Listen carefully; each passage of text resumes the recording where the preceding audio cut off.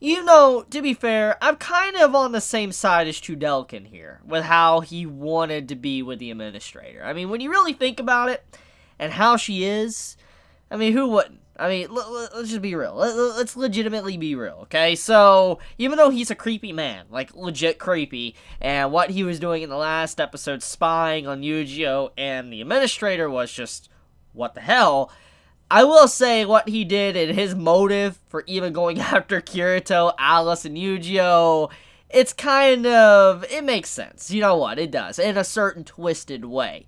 But okay, all jokes aside, let's talk about that amazing new opening change. I don't know if you watched it, because there is an off chance that you skip the opening song, because some anime watchers typically tend to do that. After they watch the opening maybe 1 or 2 times, usually they start skipping the opening just to get to the episode. I myself do this from time to time, so I am guilty as that as well. But I knew something was a little bit off with the opening, because as soon as I started it, it felt different. Like, the beginning of it felt very different. I was like, huh? Like, I was scratching my head like, that feels different. And I didn't know if I was just imagining things, or if, you know, it really was different. So I decided to sit down and actually continue to watch it. And then, obviously, new scenes popped up. We got to see Alice join the group and how she switched sides. We got to see Kirito versus the administrator. There was a lot of different little things that was added on into the opening song, and I appreciate that greatly. And if you have yet to actually see the new revised opening song,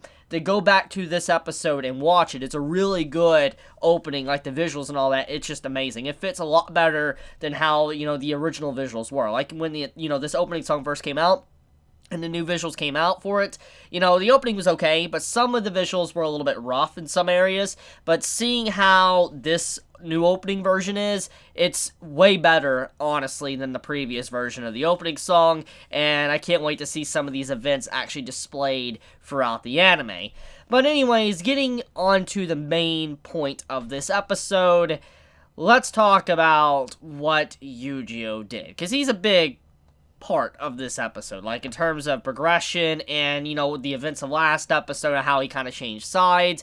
We get to see that the man actually wasn't really under the administrator's control for very long, thanks to how easy it was to actually manipulate him, because that's what the administrator says. There was like an apparent hole that she was able to be lazy with and access to put like that cube inside of his head, or not cube, the triangle or whatever. Basically putting that module inside of his head, he was able to be controlled. But because of how easy it was and she wasn't really going full along with it, like she was kind of lazy, it made it to where it was easier to break, according to what, you know, she said. That's what I'm assuming.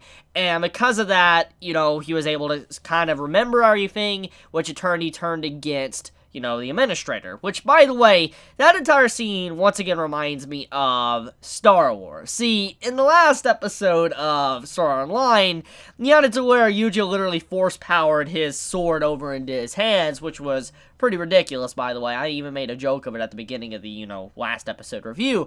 And seeing how he walks up to the administrator and he strikes her, it reminds me a lot of how the Sith are, because as you know from a Sith, like from Star Wars, they have to actually take down their master to officially become a Sith. Like, to fully take the mantle of a real Sith Lord, they have to get rid of their teacher. They have to take them down. That's kind of what Darth Vader had to do and all that. So when you really think about it, that's a cool little concept, just seeing how he walked up to the administrator and he was about to put her down. I'm like, Star Wars vibes once again. Clearly, the writer of Sword Art Online really loved Bleach and loved, you know, Star Wars while writing this arc. But okay, all jokes aside, I know I already said it before, but jokes aside, this time, I'm proud of my boy Eugeo. I'm glad that he was able to break the control and it wasn't that drawn out. I actually expected to be like a longer fight. I truly did. I expected Kirito and Eugeo to have a really brutal fight to where Kirito would just whoop him, demolish him, and Eugeo would be just down on the ground. That's what I expected, but actually, that did not happen, which, whoa, in a lot of ways, Kirito kind of, he did take an L. He actually did take an L in a way. I mean, even though he wasn't necessarily quote-unquote defeated, he still kind of took an L, because Eugeo froze him in place and went on ahead. He remembered and wanted to keep Kirito safe. He went on ahead to strike at the Administrator. That's a big thing right there. And that shows that in some ways, Eugeo is better than Kirito. And that's kind of one of the big things that this series has been trying to emphasize since the very beginning of, Season 3, is that Eugeo is basically the equivalent of Kirito. They're kind of like copies, in a way. Their appearance and everything, their fighting style, and one of these days, maybe the swordsman might finally surpass, Eugeo, the apprentice will surpass the master, and even Kirito himself kind of mentioned that in this episode. He's like, one of these days he will surpass me. When will that happen? And, there were some things that, he didn't teach Eugeo because he knew one day they would probably have a serious fight, and that's what happened. And so Kirito, legitimately, he kind of lost. The only way I could have seen him winning in this episode is if he would have used Starburst Stream, which is his dual-wielding ability, which still I'm waiting for. I'm still waiting for that ability to finally come back, when he finally grabs two swords and starts fighting with it, because that's his most iconic fighting style from Season 1 and the original light novel. It's iconic, because holding two weapons, it's crazy, you don't see it often, and so I do hope before everything is said and done, Kirito does hold both swords and fights with it. That would be really freaking cool if that does happen very soon with the story. He might have to use that against the Administrator because of how ridiculous she really is. By the way, I want to talk about the Administrator's strength and what she did in this episode, and how she acted towards, Eugeo, Kirito, and all that.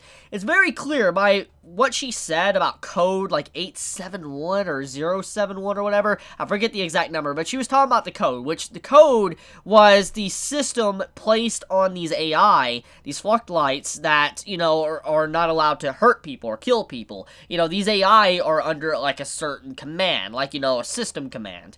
She realized that Eugeo broke that code, Alice broke that code, and she was wondering what really caused that. She was constantly looking, she's like, I need to analyze you later, I need to, go in and check and all that, looking at everything is working properly, functioning properly, but for some reason, you broke this code and all that, something very different. So she wanted to analyze Eugeo and Alice on what was really going on with them, how they were able to do that, and she was actually looking at Kirito as he's, an anomaly. He's a weird, invalid, player or something, which basically hinted at that the Administrator, she knew that Kirito wasn't actually a regular citizen of this world. That's a big part about that little exchange, which I think easily could have been missed, is that I think the Administrator is very aware that she might be in a simulation, which has me kind of wondering about a few things. If she knows she's in a simulation and she isn't legitimately real, what is her objective? Does she eventually want to be able to get out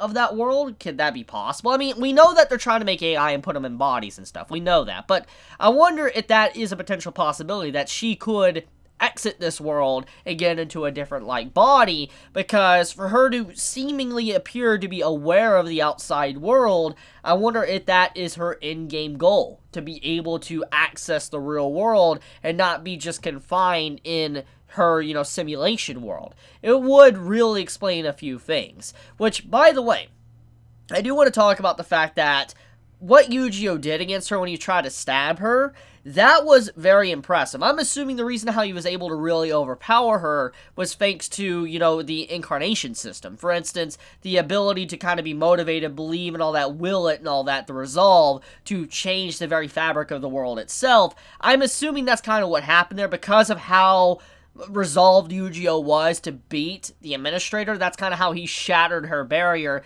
and went straight through it. Which, by the way, speaking of her barrier, she did state that she was immune to all metal-like objects, which made me kind of scratch my head. I didn't know if that was a improper translation or not, because when she said metal objects, I'm like, really? Most of these weapons that are part of the Integrity Knights, or people are going to be probably up here in this level fighting against you, is going to be individuals that are not using regular weapons. For instance, they're, Kirito, good example. The man's using a freaking tree. You have, you know, Eugeo, he's using, like, an ice rose. And then you have Alice using, like, another, like, petal tree or whatever. I forget exactly, like, the first creation. You know, they're not necessarily using metal objects. So, I'm like, was that a mistranslation? Or did she legitimately mean she's immune to metal objects? But really, at the end of the day, it doesn't mean anything because most of these, you know, strong level weapons are not metal to begin with. I don't really know how to feel about that. So, if anyone could clarify, if you're a light novel reader / web novel reader, you know, clarify in the comments below. But, anyways, yeah, I think there's going to be a pretty tough fight in the next episode because Chidelkin, he is definitely not going to be a pushover. Even though I want to think he is because of the way his character design is, I have to admit his fire-like imp look form is really cool. Like, oh my god. Like, it legitimately looks like a really scary boss monster. Like, I'm reminded of a video game. Like, I know Sword Art Online's in a video game. Yes, I know that. But I'm just like, I'm legitimately reminded of a true boss-like creature you would see in a actual video game. I'm pretty impressed by the design. I'm really blown away by Chidelkin's, you know, fire imp-like design, boss design. That's really cool. Hopefully he isn't just a pushover and the looks aren't deceiving. I would like to see him actually put up a really good fight and see if Kirito and Eugeo actually struggle against him. And if they do struggle, hopefully, you know, Kirito has to use dual wielding to be able to, you know, bring the man down. But that's about it. I think I want to end this video here. Let me know your thoughts in the comments below. If you enjoy my content, you know, please subscribe. If you like this video, please leave a like. And if you want to get notified for whenever I upload a video, please click the bell icon down below because for some reason, even if you click the subscribe button, you don't always get notified. So if you do want to get notified, hit that bell icon. And with that, I love you guys. Chibi out.